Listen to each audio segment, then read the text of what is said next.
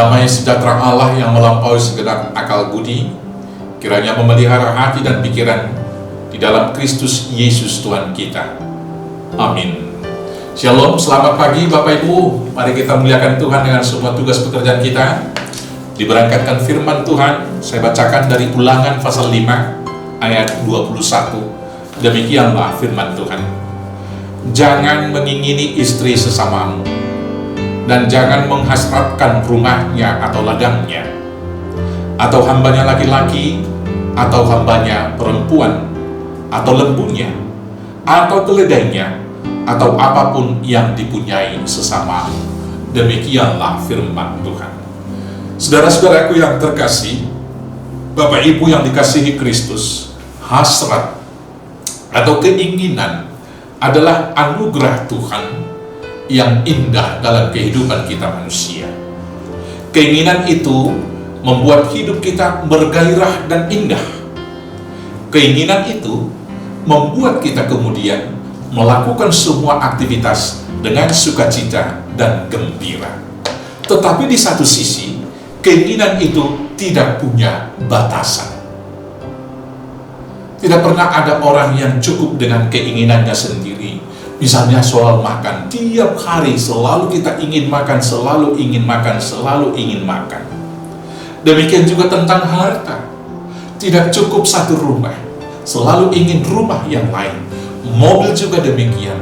Singkatnya, keinginan kita itu tidak pernah terbatas. Demikian juga kedudukan dan strata sosial kita. Mungkin di satu step kita sudah puas diakui di lingkungan keluarga yang kecil. Tetapi ketika kita sudah diakui di lingkungan keluarga yang kecil, kita mau diakui di lingkungan tempat tinggal kita. Setelah itu meningkat lagi ke skop yang lebih besar lagi. Maka demikianlah keinginan itu secara politis juga terus-menerus tidak pernah berhenti. Nah itu saudara-saudaraku yang terkasih, kita harus betul-betul hati-hati. Karena bila keinginan kita itu tidak dapat diukur dan dibatasi, dan keinginan kita itu melebihi batas apa yang kita butuhkan, maka keinginan itu akan memandu dan memaksa kita melakukan hal-hal yang di luar kebenaran. Dan ketika kita dipandu oleh keinginan itu, sehingga dengan sadar melanggar batas-batas kebenaran, maka hidup kita bukan beruntung tetapi buntung. Hidup kita bukan bersuka cita, tetapi akan menderita terus-menerus. Itulah yang terjadi dengan Adam dan Hawa. Segala kebutuhan mereka di Eden sudah dipenuhi oleh Tuhan. Tapi keinginan mereka melebihi daripada semua yang dibutuhkan itu, melebihi daripada apa yang ada. Maka mereka melanggar perintah Tuhan, memakan buah terlarang, pengetahuan yang baik dan yang buruk. Maka dosa telah menguasai mereka, dan mereka hidup menderita terus-menerus.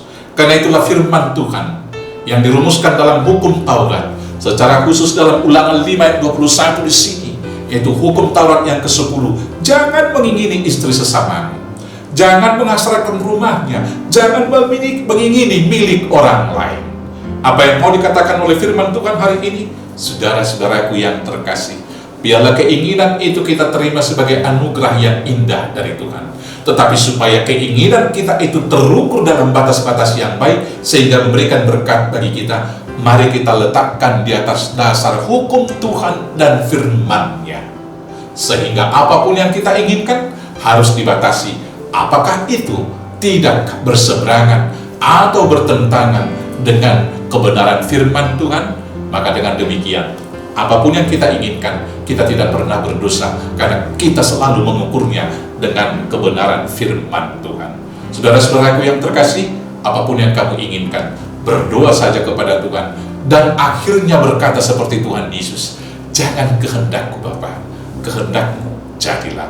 Karena kehendak dan rancangan Tuhanlah yang lebih indah daripada kehidupan kita. Selamat tunduk dan berserah pada kehendak dan keinginan Tuhan. Tuhan Yesus memberkati. Amin. Kita bersatu dalam doa. Terima kasih Bapa atas hasrat yang Tuhan beri kepada kami, membuat hidup kami lebih indah. Tetapi tolong kami Bapa meletakkan semua hasrat dan keinginan itu di atas dasar firman Tuhan, agar kami dapat mengukurnya Apakah masih sesuai dengan ukuran kebenaran firman-Mu, supaya hidup kami senantiasa bersukacita dan penuh berkat.